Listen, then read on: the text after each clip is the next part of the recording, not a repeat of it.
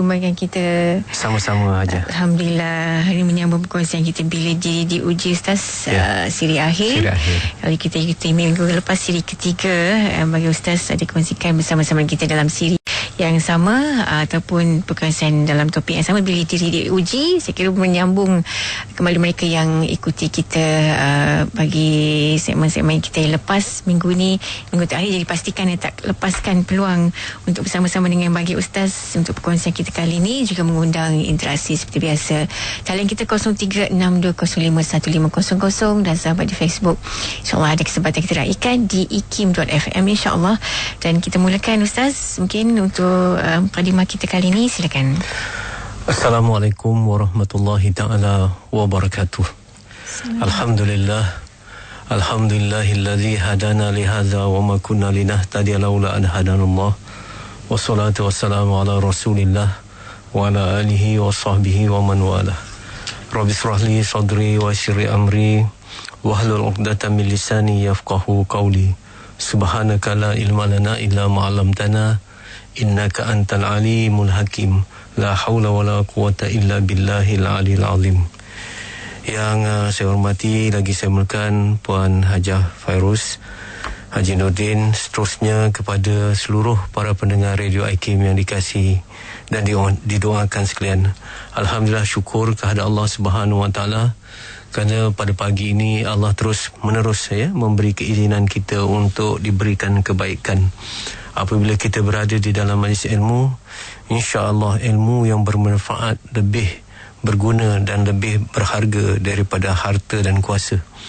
Sebab itu Nabi Sulaiman alaihissalam pernah ditawarkan harta, kuasa dan ilmu. Maka Nabi Sulaiman alaihissalam memilih ilmu. Maka apabila Nabi Sulaiman memilih ilmu dan mendapat ilmu yang bermanfaat, harta dan kuasa itu boleh digunakan kepada kebaikan. Tanpa ilmu yang bermanfaat, tanpa ilmu yang dapat mendekatkan diri kita kepada Allah, mungkin kita dapat harta tetapi hilang keberkatan. Mungkin dapat kuasa tetapi kita hilang ketenangan. Maka mudah-mudahan Allah senantiasa dalam hidup ini memberi ruang dan peluang untuk kita mendapat ilmu manfaat, dengannya menyuluh keaiban diri kita, menambah dekat kita kepada Allah, dapat kita mengenal tipu daya syaitan, dan kita akan dapat melihat besarnya akhirat berbanding dengan dunia. Pada pagi ini saya ingin terus berkongsi dengan para pendengar dalam tajuk Bila Diri Diuji. Ini bahagian yang akhir. Kita sudah tegaskan berkali-kali dalam siri ini bahawa bila Allah menguji kita, itu sebenarnya adalah satu panggilan, satu gamitan daripada Allah untuk mendekat kepadanya. Jadi bila kita diuji dengan apa yang dinamakan kepedihan, kesakitan, perpisahan ataupun kematian, itu adalah satu panggilan ataupun gamitan daripada Allah untuk kita mendekat kepadanya.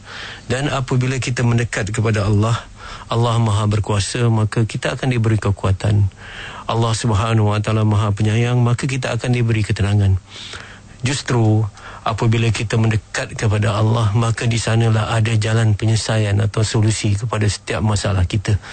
Tetapi apabila bila diuji, kita makin jauh daripada Allah, makin kita meminggirkan hukum hakamnya, makin kita meminggirkan apa yang diperintah, dan kita makin derhaka kepada Allah, masalah akan semakin kusut. Masalah tidak akan dapat kita selesaikan hanya dengan berpandukan pemikiran kita ataupun kekuatan peribadi kita. Hasbiyallah wa ni'mal wakil. Hanya kepada Allah saja kekuatan, dan kita mohon untuk kita berwakilkan kepada-Nya. Subhanallah, melalui siri-siri yang lepas kita dah bagi, kita dah berkongsi sama-sama beberapa perkara yang sangat penting. Saya ulang sekali lagi lah supaya kita sama-sama mengerti perbincangan kita yang lalu, bahawa apabila diuji, kita kena ingat bahawa itu izin daripada Allah. La yusibana illa ma kataballahu lana, la yusibana illa ma kataballahu lana. Maksudnya tidaklah yang berlaku suatu yang musibah itu melainkan sudah ditetapkan oleh Allah. Gitu. Jadi apabila langit nak runtuh, kata Profesor Hamka, mana mungkin jari untuk menahannya. Tak boleh kita nak ini datang daripada Allah penguasanya. Itu pertama. Yang kedua, kena yakin bahawa Allah Subhanahu Wa Taala apabila menguji kita, maksudnya baik. Sangka baik, insya-Allah dapat baik. Itu penting. Dan yang ketiga, Allah Subhanahu Wa Taala menguji kita dalam kemampuan kita untuk menghadapinya. Subhanallah. Di sinilah yang kita telah kongsikan bahawa segala panduan-panduan yang telah Allah berikan, ataupun dalam bahasa modernnya tools and technique, semua Allah Subhanahu Wa Taala dah berikan kepada kita. Dan itu adalah dalam kuasa kita, dalam kemampuan kita, yang mana Allah tidak menguji di luar batas kemampuan kita untuk menghadapinya.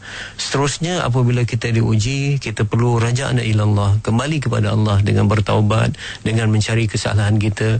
Jangan kita merasakan kita menjadi mangsa. Don't play victim. Orang kata jangan kita rasa kita menjadi mangsa, tetapi kita sebenarnya lah yang mengundang masalah itu datang. Dan bagaimana kita mengundang masalah itu datang? Atas kedurhakaan dan dosa-dosa kita. Maka kita bertaubat sungguh-sungguh kepada Allah, bersihkan hati kita. InsyaAllah bila bersihkan hati kita, Allah Subhanahu Wa Taala berikan yang kita, pertama, ketenangan, yang kedua, jalan keluar kepada masalah itu, dan yang ketiga, Allah Subhanahu Wa Taala akan kurniakan kita kurniaan-kurniaan yang kita tidak jangka dan kita tidak sangka. Itu baik. Subhanallah. Kita ingin berkongsi lagi bahawa tips yang akhir, iaitu yang seterusnya, ialah apabila kita diuji, carilah pertolongan kepada Allah. Itu yang paling penting. Cari terus pertolongan Allah. Maksudnya mengadulah kepada Allah. Jangan kita mengadu kepada manusia. Jangan lihat asbab, tetapi lihatlah musababil asbab, iaitu kita kena kembali kepada Allah segera. Ujian-ujian itu datang daripada Allah. Allah sahaja yang mampu menghilangkan ujian itu. Daripada mana datangnya, disitulah penyelesaiannya ada. Jadi ujian itu datang daripada Allah, dan daripada Allah juga jalan penyelesaian kepada ujian itu. Subhanallah. Allah Subhanahu Wa Taala telah dengan jelas menegaskan dalam surah Yunus ayat 107, ayat ke A'udzubillahi minasyaitonirrajim, wa in yamsaskallahu bidurrim fala kashifalahu illahu. Maksudnya, dan jika Allah menimpakan satu bencana kepadamu, maka tidak ada yang dapat menghilangkannya kecuali Dia. Jadi Allah menegaskan sekali lagi dalam surah Yunus ayat 107 bahawa Allah menegaskan, dan jika Allah menimpakan suatu bencana kepadamu, maka tidak ada yang dapat menghilangnya kecuali Allah, kecuali Dia juga. Jadi di sinilah kita kena yakin. Sebab itu kita katakan apabila kita diuji, subhanallah, datanglah kepada Allah. Kerana Allah Subhanahu Wa Taala yang menyempitkan, dan Allah Subhanahu Wa Taala juga yang mampu melapangkan. Di sini Al-Qabid Al-Basit, kalau kita tengok Sebab itu bila diuji, kita diminta berdoa dengan satu doa yang diajar oleh Rasulullah sallallahu alaihi wasallam kepada Ummu Salamah. Ummu Salamah waktu itu kematian Abu Salam, suaminya, yang begitu disayangi, yang mula-mula memeluk Islam, kemudian yang pergi ikut hijrah bersama Ja'far bin Abi Talib ke Habasyah, dan Ummu Salamah kehilangan suaminya, suami yang sangat baik. Jadi apabila dia ditimpa musibah begitu, Ummu Salamah diajak oleh Rasulullah sallallahu alaihi wasallam berdoa, dengan doa yang selalu kita dengar bila kita ditimpa musibah, inna lillahi wa inna ilaihi raji'un. Kemudian kita minta Allahumma jurni fi musibati wa akhlif li khairan minha. Maksudnya apa maksudnya? Segalanya milik Allah, dan kita ni milik Allah, dan kepadanya kami akan dikembalikan. Dan Allah, kita minta kepada Allah supaya diberi kebaikan daripada musibah ini dan gantian yang lebih baik, pahala dan gantian yang lebih baik. Dan waktu itu Ummu Salamah berkata, siapa yang lebih baik daripada suaminya? Siapa yang lebih baik daripada suaminya? Sebab dia rasa suaminya sangat baik. Suaminya antara as-sabiqunal awwalun, orang yang memeluk Islam, kemudian mati syahid pula. Jadi siapa yang lebih baik? Tak lama kemudian Rasulullah sallallahu alaihi wasallam mengutuskan seorang sahabat bernama Hatib bin Balta'ah untuk meminang Ummu Salamah. Benarlah, walaupun Ummu Salamah pada mulanya sebesar itu bantuan yang tidak disangka-sangka ya. Kita dalam keadaan kita tersepit, duit tak ada dan sebagainya, anak sakit, kemudian barang keperluan kurang dan sebagainya. Waktu bulan tu rotek pun mati katakan, insurans dan sebagainya. Kita rasa macam tak ada duit ni, macam mana ni? Tapi kita dah usaha dah. Kita buat ini, buat ini, belum nampak buahnya kan. Tiba-tiba ada seorang kawan ya yang 5 tahun dulu dia hutang kita pun dia tak ingat pun. Dia kata saya nak bayar hutang ni dan sebagainya pada kamu, jumlahnya begini. Kemudian dia kata oleh kerana dalam saya pun rezeki banyak sekarang ni, saya pun nak bagi hadiah pula ke kamu, tabungan tambahan. Ini biasa berlaku, betul tak? Logik kita tengok ya, kadang-kadang kita nak pergi suatu tempat, misal kata kita macam contohlah, saya nak ingat ini pengalaman kita semualah, dan kita pernah dengar para hujjah, orang yang pergi haji kan dan sebagainya. Subhanallah, dia tunggu sangat tak keluar nama tapi bila akhirnya tiba-tiba je dipanggil namanya, tiba-tiba dapat peluang untuk mengerjakan haji, betul ada orang yang dah bersiap tapi tak dapat, ada orang yang bersiap tetapi selalu tak dapat, tiba-tiba dengan tak disangka-sangka panggilan akhir berlaku nama dia naik dan sebagainya. Jadi inilah yang dikatakan Allah Subhanahu Wa Taala memang waja'alnakum likulli syai'in sababa. Allah Subhanahu Wa Taala nak laksanakan sesuatu tu memang ada sebab-sebabnya, itu sunatullah, tetapi Allah tidak terikat dengan sebab. Kerana Allah Subhanahu Wa Taala maha berkuasa. Sebab itu yang dikata min haitsu la yahtasib. Kan Allah Subhanahu Wa Taala boleh memberi rezeki melalui jalan yang kamu tak sangka. Min ladunka rahmah, Allah boleh menurunkan rahmat melalui jalan yang kita tidak. Min ladunka rahmah tu artinya ladun ni cara yang bukan melalui asbab-asbab yang biasa. Ini yang pertama, jalan yang tidak disangka-sangka boleh berlaku. Subhanallah, dalam hidup kita banyak ada orang yang telah dikatakan bahawa penyakit kanser dia dah stage 4, dia ada masa lagi 3 bulan aja hidup. Tengok 3 tahun 4 tahun steady saja, betul kan? Ada orang yang misal kata disihatkan sihat 100%, misal kata main bola lagi tahap dunia lagi, tiba-tiba jatuh di padang meninggal dunia, betul Jadi ini yang dikatakan tidak disangka-sangka Allah tidak terikat dengan sebab itu yang pertama Yang kedua, melalui jalan yang biasa, jalan yang logik Allah Subhanahu Wa Taala misal kata ada sebab-sebab yang Allah Subhanahu Wa Taala bantu manusia melalui jalan-jalan yang logik, melalui asbab-asbab tetapi sebagai hamba, walaupun kita nampak logik semua tu, tetapi jangan kita tak nampak di sebalik segala-gala itu tetap Allah. Contoh kita sakit, kemudian datang doktor yang kita jumpa berbagai doktor, datang doktor yang baik yang bagi penyelesaian kepada kita dan sebagainya. Jadi itu adalah bantuan Allah, tapi melalui jalan yang biasa, iaitu doktor.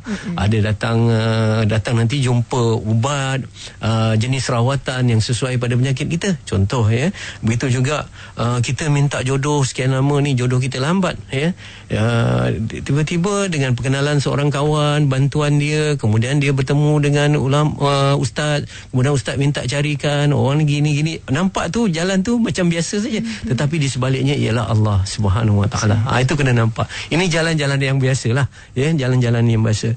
Kemudian kalau kita tengok begitu juga, kalau kita sempit harta tadi, ada saja orang yang nak bagi pinjaman, ada orang yang nak bagi hadiah, ada orang yang nak bagi sedekah. Subhanallah, ini jalan-jalan yang biasa berlaku. Subhanallah sebab itu kita kena menempuh jalan-jalan usaha ikhtiar ni. Baik, yang ketiga, yang ketiga ialah yang tadi melalui jalan yang tidak disangka-sangka.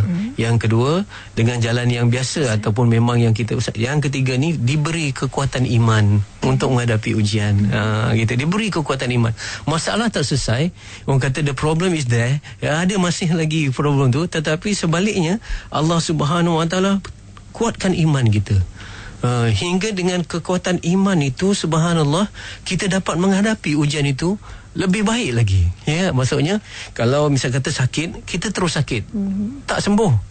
Kita tak ada jodoh, tetap tak ada jodoh. Kita miskin, terus miskin. Tetapi Allah Subhanahu Wa Taala kurniakan iman yang kuat untuk menghadapi ujian tu. Akhirnya ujian tu macam tak ada apa-apalah. Allah kebalkan hati. Sebab tu selalu saya katakan tak salah minta hidup yang mudah, tapi lebih indah kalau kita minta hati yang tabah. Yang mana hati yang tabah, hati yang ingat dengan Allah, dekat dengan Allah, hati yang tabah itu lebih bererti dan lebih berharga daripada selesainya masalah. Sebab ada masalah-masalah dalam hidup kita ni, satu memang tak akan selesai. Satu lagi ialah masalah satu mungkin selesai, tapi masalah kedua akan datang, kemudian masalah ketiga akan datang, masalah keempat. Hidup kan, life is to solve problem. Hidup adalah untuk menyelesaikan masalah. Jadi bayangkan kalau kita minta selesai saja satu masalah, itu belum totally ataupun bukan penyelesaian secara total. Yang kita minta kepada Allah, minta iman yang kuat. Contohnya, kalau selesai masalah, bila datang satu masalah, kita minta selesai masalah tu, itu macam umpan aja, ataupun yang dikatakan ikan. Tetapi bila kita dapat iman, itu macam pancing. Maksudnya kita akan dapat hadapi masalah apa saja selepas ini. Ini penting. Subhanallah, ini yang penting apabila Allah Subhanahu Wa Taala memberi iman yang kuat sebagai jalan penyelesaian, bukan saja kepada masalah yang sedang kita hadapi, tetapi masalah-masalah yang akan datang. Masalah akan datang. Subhanallah, kita lihat pelbagai cara Allah nak menguji kita. Pelbagai keadaan yang boleh berlaku, suatu yang dikatakan musibah untuk kita. Bayangkan, kita tidak boleh kawal semuanya, tetapi apa yang kita boleh ialah kita punya hati untuk kita merintih kepada Allah, untuk dikurniakan iman yang teguh. Jadi sebab itu para ulama terdahulu, dulu kala, ulama-ulama salafus soleh, sebelum meminta ujian itu diangkat ataupun diringankan, mereka terlebih dahulu minta iman yang kuat dulu. Minta iman yang kuat dulu. Jadi bila iman yang kuat dulu, insya-Allah masalah-masalah itu akan dapat dihadapi dengan baik. Walaupun mungkin tak ada penyelesaian, tetapi hati kita sudah teguh, hati kita sudah kukuh dan sudah tabah untuk menghadapinya.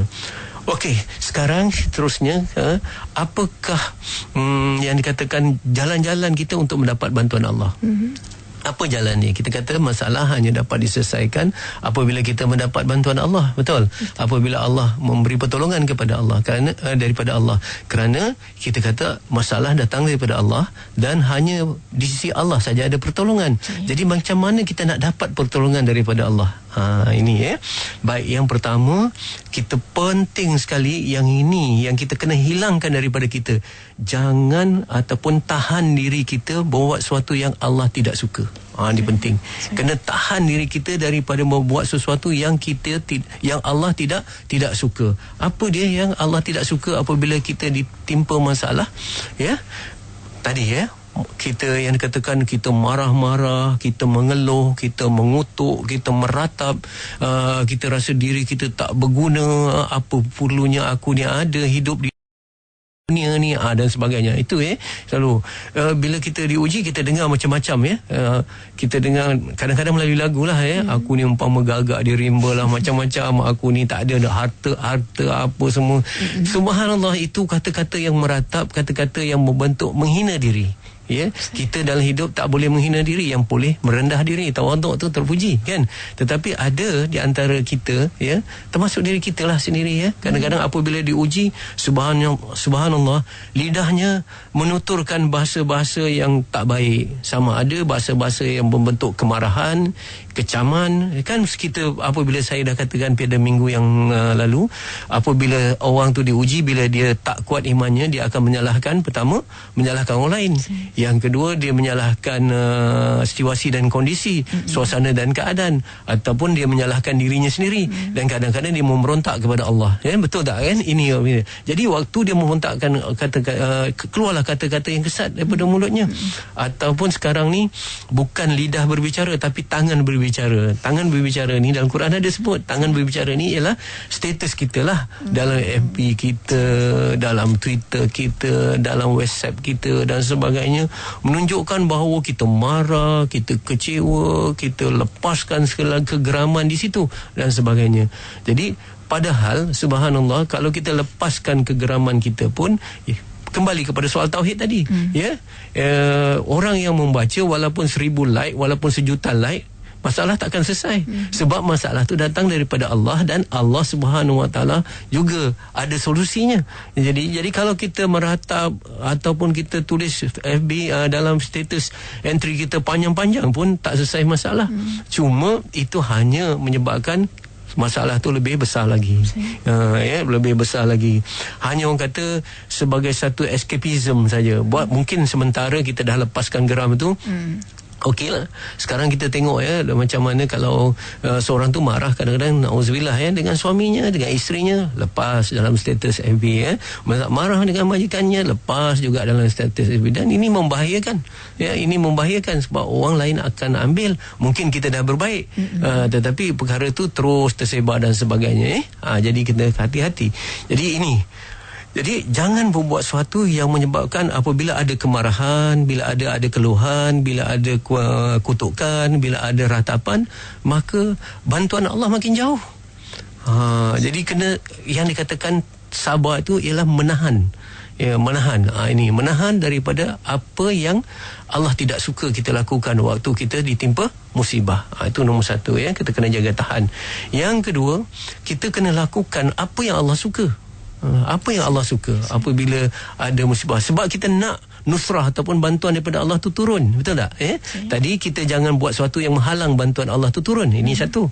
Yang kedua, kita kena buat sesuatu yang menyebabkan bantuan Allah tu turun. Bukan saja turun, tetapi cepat ataupun segera turunnya. Yang pertama sekali kita kena sabar dan juga kena solat. Wasta'inu bis-sabri was-salah. Ini penting. Ini kita kena betul-betul mohon pertolongan daripada Allah dengan solat. Kerana sebab apabila kita solat, mungkin ada orang kata, macam mana nak solat ketika musibah melanda? Saya pernah alami. Tuan-tuan, para pendengar pun tentu pernah alami, betul tak?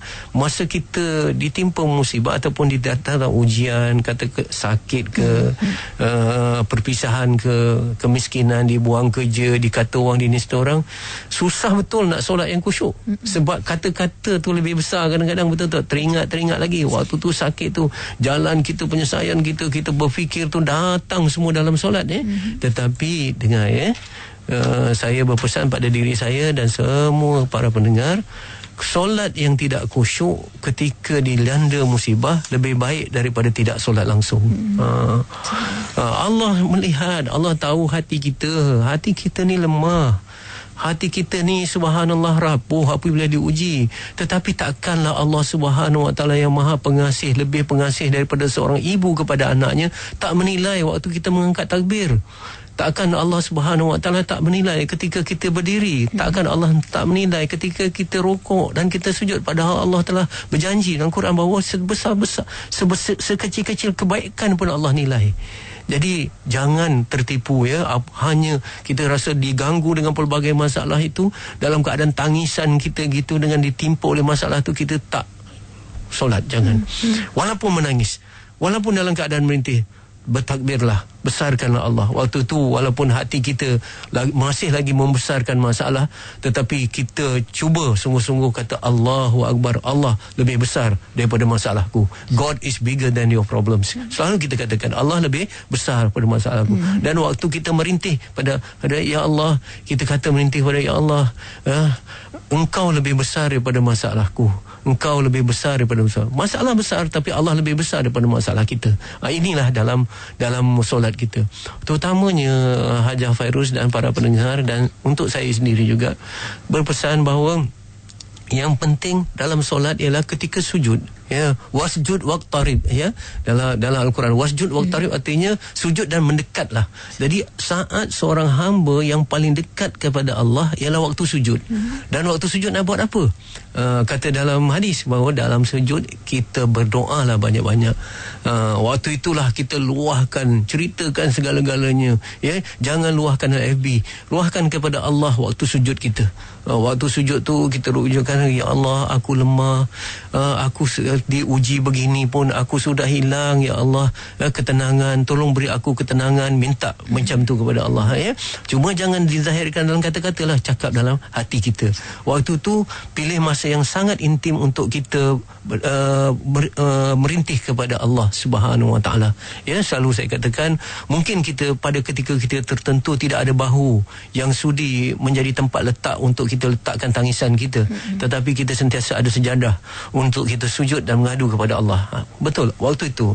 Kemudian waktu kita berzikir, masa kita baca tasyahud, misal kata di sana, seperti mana yang saya katakan pada minggu yang lalu, kita perlu yang dikatakan menghayati 8 perkara yang kita minta kepada Allah, ya. Rabbi firli warhamni wajburni, ya, warfa'ni wahdini wa'afini wa'fu'ani. Perkara-perkara ini kita nak minta Allah Subhanahu Wa Taala ampunkan kita, maafkan kita, minta Allah beri rezeki, minta Allah bagi sihat pada kita. Subhanallah, saya katakan solat adalah satu zikir yang paling komprehensif dan paling lengkap sebagai doa untuk kita mengadu kepada Allah ketika ditimpa musibah. Ini betul. Kemudian jangan lupa untuk kita bersedekah. Buat sedekah. Kadang-kadang bila kita kata solat tadi mungkin terganggu, contoh terganggu dengan apa ni, sebab solat adalah soalan hati. Hati ni mudah terganggu kadang-kadang dengan gangguan tak khusyuk tadi, saya katakan. Tapi sedekah mungkin waktu tu, jadi kita cari mana-mana orang yang susah, mana-mana tempat yang memerlukan, waktu tu kita sedekah. Kerana ada kata-kata ulama mengatakan bahawa sedekah ni lebih tajam daripada doa. Ya, jadi kita sedekahkan, ya Allah, mudah-mudahan sedekah aku ni ikhlas kerana Allah, mudah-mudahan, dan mudah-mudahan inilah menjadi penyebab untuk aku dapat kekuatan bagi menghadapi musibah ini, dan engkau memberi jalan penyelesaian kepada musibah ini. Gitu, ya. Dan eloknya kalau kita buat ini selalu dan sebagainya, ya, untuk selalu, ya, walaupun musibah tu dah diangkat, kita terus kekalkan. Kerana sedekah ini subhanallah menggamit datangnya bantuan Allah. Ya, ada dalam satu hadis kudusi katakan, orang yang sakit, orang yang kelaparan macam ni, ya, ada satu, aku sakit, kata Allah, ya, kenapa engkau tidak menziarahiku? Jadi seorang hamba berkata, mana mungkin engkau yang maha perkasa, engkau yang maha kuat boleh sakit? Kalau engkau menziarahi orang yang sakit, engkau akan dapati keredaan aku di situ.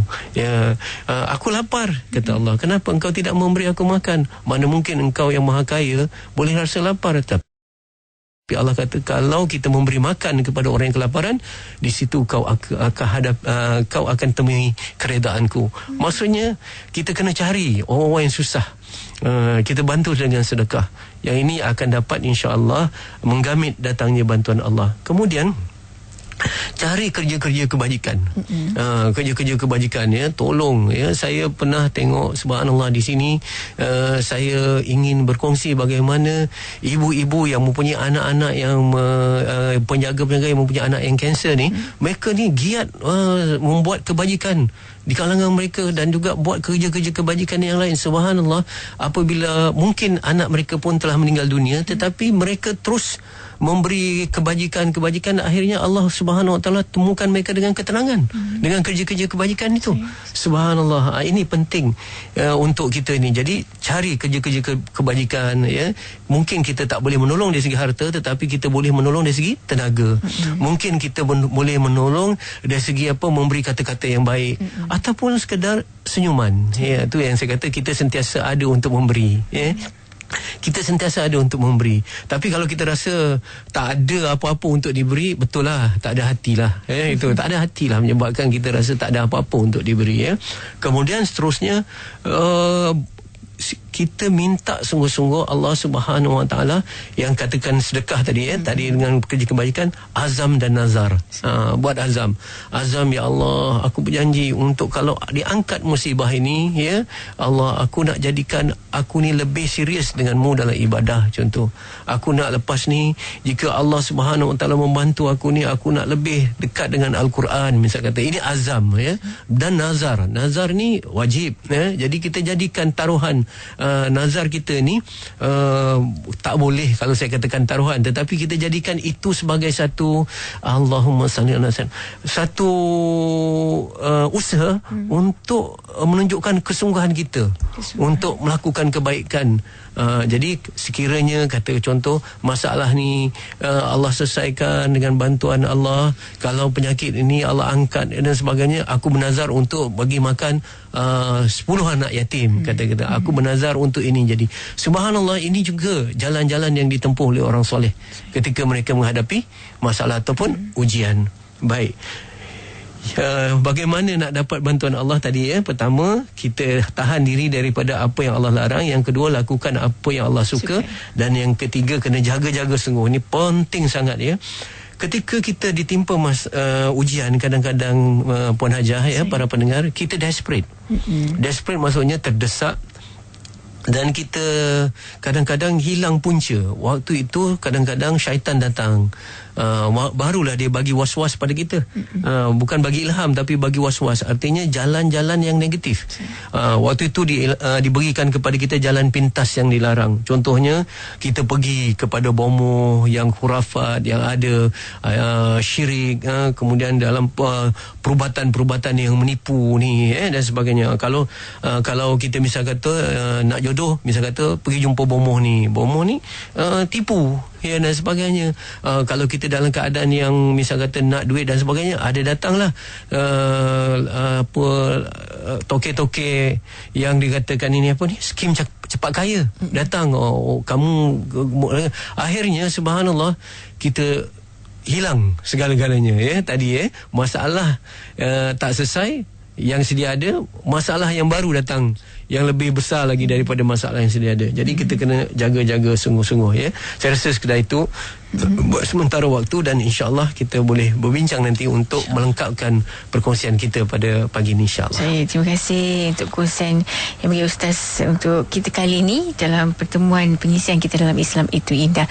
Marikan pendengar mungkin mesti talian 0362051500 dan sahabat di Facebook, insya-Allah ada ruang dan peluang maka kita raikan. Sekejap saja lagi, berhenti rehat seketika. Jangan ke mana-mana, terus setia bersama kami. Bersama kami walau apa saja yang sedang anda lakukan, dan alhamdulillah untuk pendengar juga dapat tamatkan kita ketika ini bersama-sama dengan yang bagi Ustaz Fahrul Muhammad Joy. Islam itu indah menyambung perkongsian kita bagi siri akhir dalam topik bicara ya, dalam slot ataupun topik kita bawakan bila diri diuji, dan juga diberi kesempatan untuk kita raikan mungkin sahabat kita di Facebook dan di talian. Sekejap saja lagi pun kita akan bersama dengan pendengar kita merespon di Facebook Pencari Hidayah. Ustaz, persoalan berkaitan dengan mungkin Ustaz boleh huraikan kata-kata. Kita sangat gembira apabila doa kita dimakbulkan, tapi seharusnya lebih gembira apa yang ditetapkan olehnya, sebab itu adalah yang paling terbaik. Mungkin Ustaz boleh kongsikan bersama pendengar. Silakan. Subhanallah, satu soalan baik daripada Pencari Hidayah Jadi doa yang dipanjatkan oleh seorang hamba dia bergantung kepada keadaan hamba itu, siapa dia kan. Jadi subhanallah, kita berdoa kepada Allah dengan ilmu kita yang terbatas, tetapi Allah akan menjawab dan memberi doa itu dengan ilmunya yang lebih luas.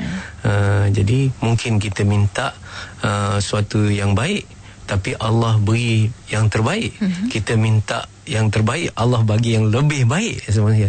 Jadi kita yakin pertama, ud'uni astajib lakum, setiap doa tu Allah akan makbulkan. Cuma cuba kita tengok saya tengok tadi doa ni, tengok macam-macam keadaan orang, bergantung kepada doanya macam mana. Orang yang marah, pertama saya nak kata manusia diuji ni ada 4 peringkat. 4 peringkat ni. Pertama, orang yang apabila diuji dia tidak boleh menerima takdir. Dia tidak boleh menerima kenyataan yang diuji. Orang ni orang yang marah-marah. Orang yang marah-marah, orang ini hidup dia tidak tenang, dan orang ini tidak akan berdoa pun. Ini orang yang tidak berdoa lah. Sebenarnya dia marah, macam mana dia nak nampak ini semua datang daripada Allah. Dia nampak daripada dia, bahkan dia kadang dia memberontak kepada Allah. Jadi dia marah-marah. Jadi orang yang marah-marah ini tentu saja tidak berdoa. Okey. Yang kedua, orang yang sabar. Orang yang sabar ni dia minta kepada Allah apa yang dia nak. Dia minta. Kalau dia sakit, dia minta sihat lah. Kalau dia gagal, dia minta berjaya lah. Kalau dia tak ada jodoh, dia minta jodoh. Kalau dia diuji dengan kata nista daripada orang, dia fitnah dan sebagainya, dia minta fitnah itu diangkat lah, dihapuskan. Tetapi sekiranya Allah memberi yang sebaliknya, dia minta yang A, dia nak yang A, tapi Allah memberi yang B, dia pun sabar. Sabar itu apanya? Menahan diri. Menahan diri daripadanya, daripada kata-kata dan tindakan. Dia terima saja dengan pasrah.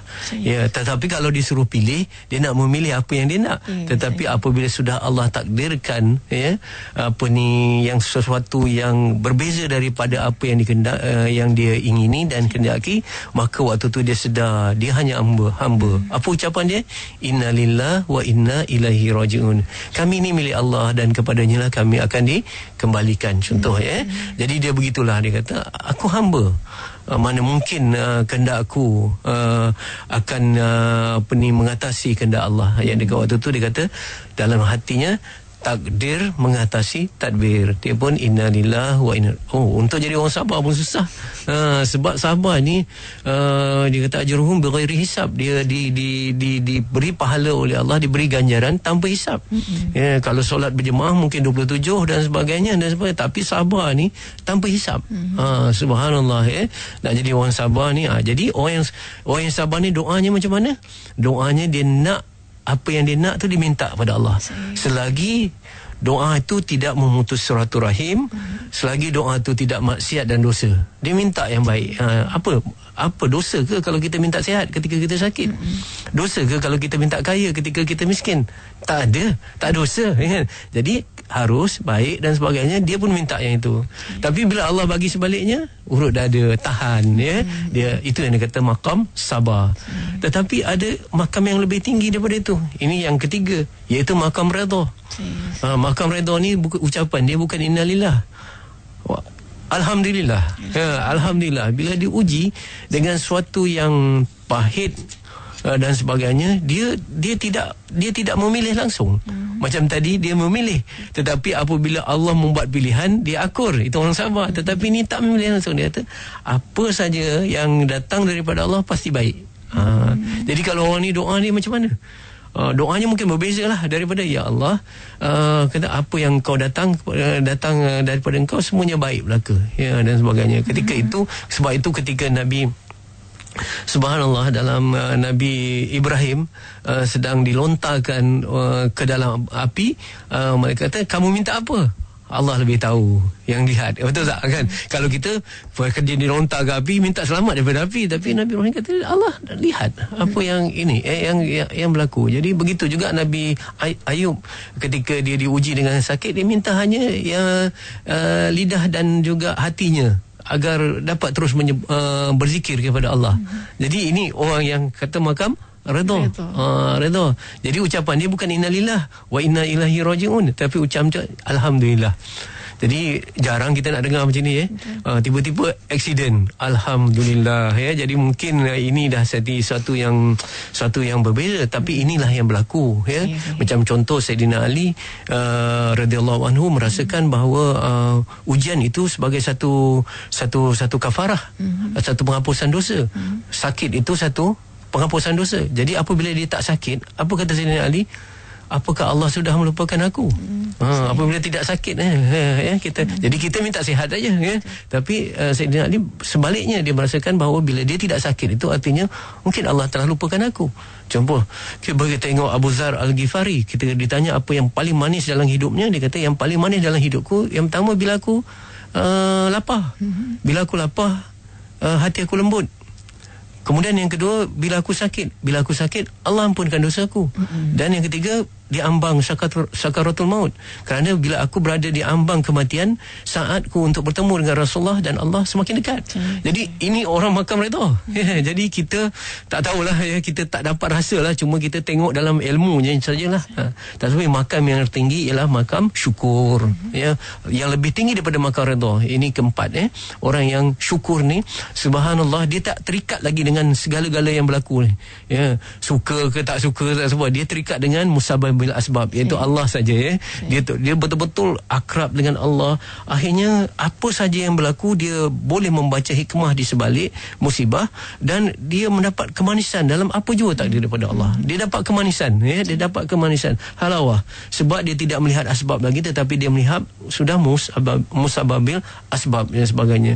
Orang begini, orang peringkat syukur ni, dia melihat apa yang ada dah banyak daripada apa yang tiada. Betul ya. Jadi kita tengok, kalau kita sakit, berapa lama kita sakit dibandingkan dengan sihat. Betul. Kalau kita misalnya kata dalam keadaan-keadaan ini, dikata lebih banyak nikmat yang kita ada. Akhirnya mereka ni, peringkat syukur ni, mereka sibuk mensyukuri apa yang ada tanpa memikirkan apa yang tak ada. Jadi mereka sibuk memikirkan apa yang telah Allah berikan, kesihatan, kelebihan-kelebihan, daripada melihat kekurangan. Subhanallah, orang yang syukur ni payah kalau kita lagi tinggilah makam ni kalau kita nak cakap ni kedudukan di sisi Allah. Subhanallah orang-orang ini apabila datang kematian, mereka bukan saja sabar, redha dan sebagainya, tetapi mereka gembira dengan datangnya kematian. Seperti mana Rasulullah sallallahu alaihi wasallam di saat sakaratul maut, apa yang ucapan yang keluar daripada mulut Rasulullah sallallahu alaihi wasallam ialah rafiqil a'la, teman daerah tinggi. Maksudnya nak pergi kepada Allah. Jadi inilah Jadi kita kalau kita doa, kita minta dimakbul pun, gembira pun dah cukup lah. Gembira pun cukup lah dah tu gitu ya. Kalau macam Ustaz share tadi, kita tengah fikir ni, kita ni tahap yang mana ni? Subhanallah kita tahap nombor 1, nombor 2, nak pergi nombor 1, kadang-kadang nak capai nombor 2 dah, tapi jatuh lagi nombor 1 kan.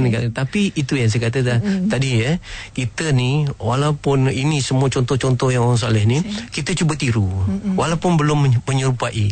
Misal kata contoh sekarang idola kejahatan sebagainya, kita tak jadi pun macam mereka, tetapi kita tiru dia punya rambut, dia punya pakaian dan sebagainya. Cuba tengok hati-hati barat, ramai dia punya anak muridnya yang ikut ni, walaupun cuba-cuba ni hidung pesek juga kan dan sebagainya. Dia pakai pakaian yang misal kata, saya kadang-kadang fikir pakaian suatu kumpulan rap ke kumpulan ni sesuai musim sejuk je kan, tapi dia musim panas dekat sini tak ada musim sejuk pun dia pakai. Sebab apa? Dia nak cinta. Kita gitu juga kita nak menyerupai orang saleh ni, walaupun kita belum sebahagian daripada mereka. Cukuplah kita mencintai, orang saleh ni macam mana, orang mukarrabin ni macam mana. Kalau dia uji, dia pergi ke masjid. Rasulullah kalau dia uji, dia akan pergi masjid. Jadi kita pun pergilah masjid, walaupun solat kita tak khusyuk dan sebagainya, tapi itu jalannya. Orang ni soleh ni kadang bila mereka diuji, mereka sedekah. Kita pun bersedekah lah, walaupun kita belum lengkap. Mudah-mudahan apabila kita meniru perbuatan-perbuatan orang soleh dan orang mukarrabin ini, mudah-mudahan Allah nilai untuk kita mengikuti mereka. InsyaAllah. Terima kasih Ustaz atas pencerahan juga pada pendengar yang juga bersama kita dapat kita naikkan di Facebook. Saya minta maaf banyak masa yang tak mengizinkan untuk kita lanjutkan bicara kita dalam Islam Itu Indah. Bagaimanapun diberi kesempatan kembali, insyaAllah dengan izin Allah SWT dalam Islam Itu Indah kembali minggu depan waktu yang sama. Pun terima kasih kepada Yang Bagi Ustaz atas luangan masa. InsyaAllah jumpa lagi Ustaz. Assalamualaikum. Waalaikumsalam warahmatullahi taala wabarakatuh.